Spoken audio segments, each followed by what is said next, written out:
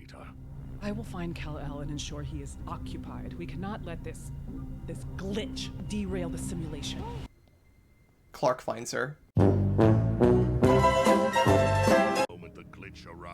Why do you need to reset the simulation? Just kill her. Why not just fucking kill her and, like, bury her 25 miles underneath the planet in a place where Clark will never even bother to look? The glitch has escaped. Oh, how? Fucking how? No! You can put her in a cell! Just, like, catch her somewhere and, like, take her to the far reaches of the simulation. Fuck yourself! So that was a clip from a compilation of my reactions to Season 2 of My Adventures with Superman, which I'll probably put out sometime before I get my next scripted video uploaded. I'm just trying to do anything at this point to remain active because I know that I'm dead for a really long time, and also because the next video that I'm working on is going to take a while. It's another response video, so if you subscribed because of the Lily Orchard video, definitely make sure that you hit that bell so that you're notified when the next one drops. But as for Superman, I had been planning on talking about this at some point, and I'd been recording my my reactions to each of the episodes as they come out, which I will probably upload in a big supercut at some point after Season 2 ends. And when that video does drop, I will be announcing the video that I'll be responding to in my next scripted video. So, like I said, keep your eyes on the channel for when that drops if you want to see what's ahead, because I got big plans.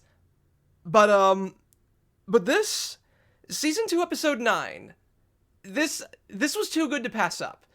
This is possibly the single worst episode that I've seen in this series so far, for multiple reasons. First, because, like, it's just a bad episode in general. But it's not just a bad episode, it's also a bad adaptation of one of the most iconic Superman stories, for the man who has everything. A really iconic story where Superman is trapped inside a fake reality called the Black Mercy, and the only way to escape is to give up the thing that he wants most in the entire world. But it's not just a bad episode that is also a bad adaptation.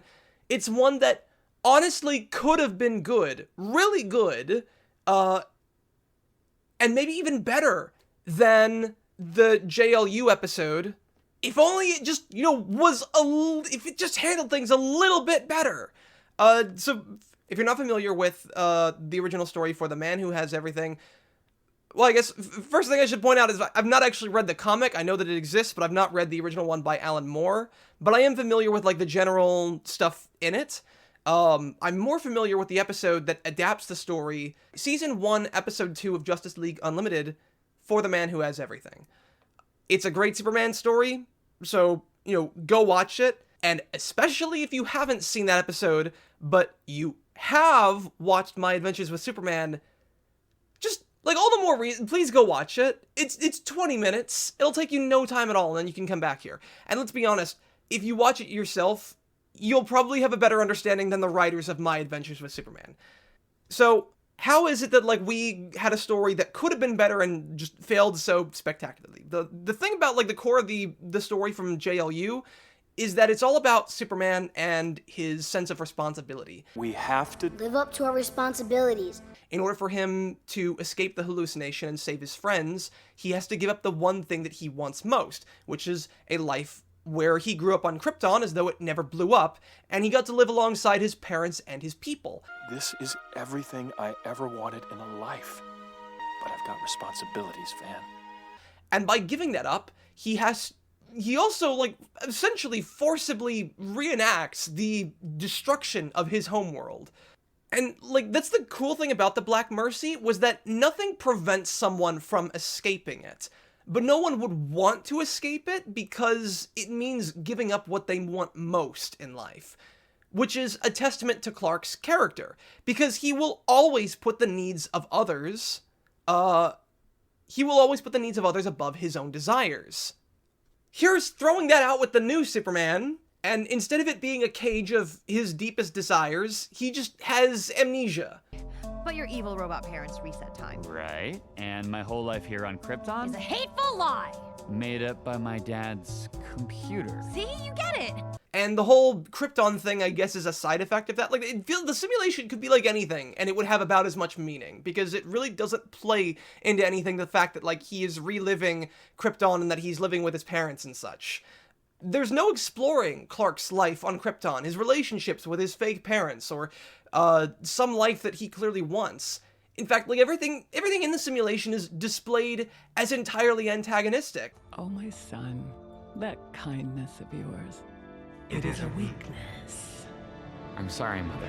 And, like, that's not to say that in JLU, the Black Mercy wasn't antagonistic from a certain perspective, because it was, but it was deceptively so.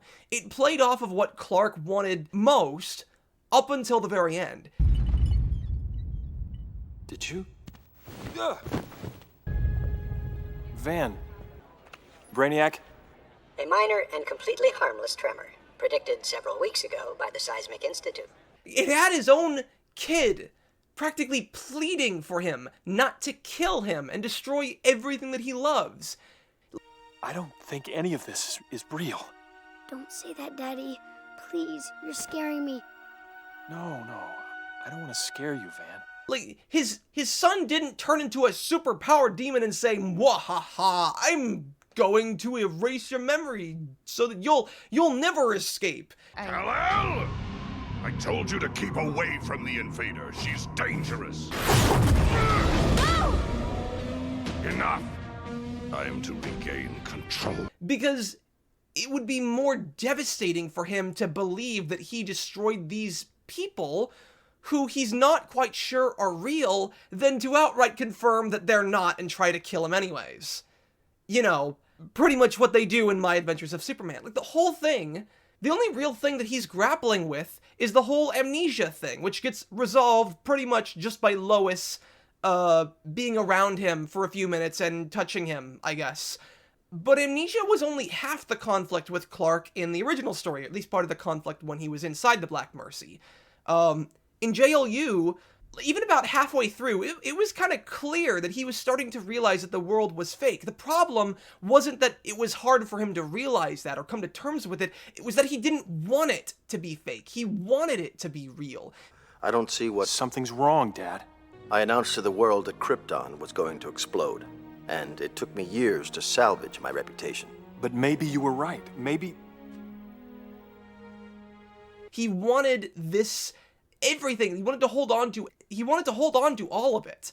Like, there was nothing else that he wanted, because there wasn't. This was the thing that he wanted most. But he knew he had a responsibility, and he couldn't allow his own wants to supersede that.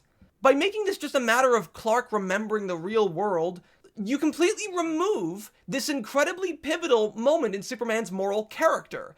And instead, you just take a great Superman story and just make it about Lois outsmarting the most advanced supercomputer in the entire series, somehow. Using the power of love, I guess. And it's not even remotely on par with the original. It's certainly not better, but you want to know what would have made it better?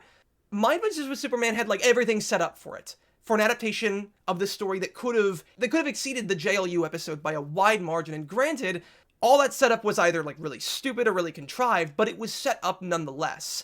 And the one thing that this version had that the other didn't was that Superman didn't feel welcome in the real world to begin with.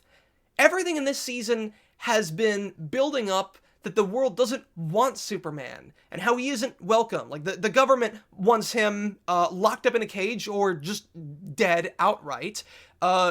Metropolis is going on a whole, like, MAGA country. Earth is for Earthlings.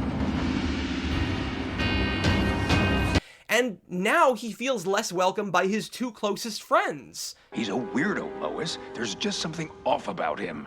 He's different. He is, yes. What would have made this story great is if, after Lois gets over her insecurity issues and confesses to Clark, he still doesn't feel like he wants to go back. And he's realizing that the world might be fake, but like in JLU, he doesn't want it to be fake. We see him sharing a loving life with Jor-El and Lara, and maybe even, like, another Kryptonian Lois to essentially show that, like, he does love Lois, and use that as a springboard to show that this world is everything that he wants. Focus more on the existential conflict of the situation. Focus on the relationships that he shares with this world and what it means for him to give that up. Have more of a discussion between Lois and him about the nature of a world that wants Superman and a world that needs him. Drop hints that he's starting to realize that the world he lives in is fake, but he wants to believe that it's real because it's so much better than the world outside. The world outside doesn't want him. Metropolis doesn't want him. Even Lois doesn't want him, or at least that's how he feels from his perspective. But in the end, have him come to terms on his own that he has to go. Not because he wants to, but because he has to. And the added benefit of the world that doesn't want Superman is exactly what would have made this even marginally better than the one in JLU, where that story had him return to the real world because it was the responsible thing to do. This hypothetical version would have him return to a world that he believes is against him. But no matter how much the world turns their back on him, he will not turn his back on them, because it's the right thing to do, because it's the responsible thing to do, because that is Superman. But no, let's make the final escape this epic, happy moment with anime fights where they overcome Brainiac in a triumphant fucking fight. Just like you. But we have... And we'll always have each other! This is not supposed to be triumphant, guys. You absolute asshats. It's a story about responsibility and putting aside one's wants for the sake of responsibility. And you can't exactly sell us on the lie that he wants something if you don't actually show that he actually wants it. Do you have any idea what you did to me? You've spent the entire season building up to this. For so much of the season, you've been setting up his isolation from his friends and the world as a whole to the point where he desperately wants companionship from people of his own kind. And now that he has it, he doesn't have any reservations letting it go. He's just fine punching the woman who he thought was his mother a moment ago. Oh, he punched her because he knew it was all fake. Yeah, that's my point. That's why this is so much less mature than JLU. In JLU, Clark also knew that it was fake, but what he felt was real. You could tell that this was something that he wanted, and it destroyed him to tear it all down. You should have stayed in whatever happy fantasy the Black Mercy granted you. Happy! Do you know what I've lost? What I've... And I'm just supposed to believe that the one thing we've been building up for all of Season 2, Clark just suddenly doesn't feel anything towards letting go of? Everything pretty much has been done better in JLU.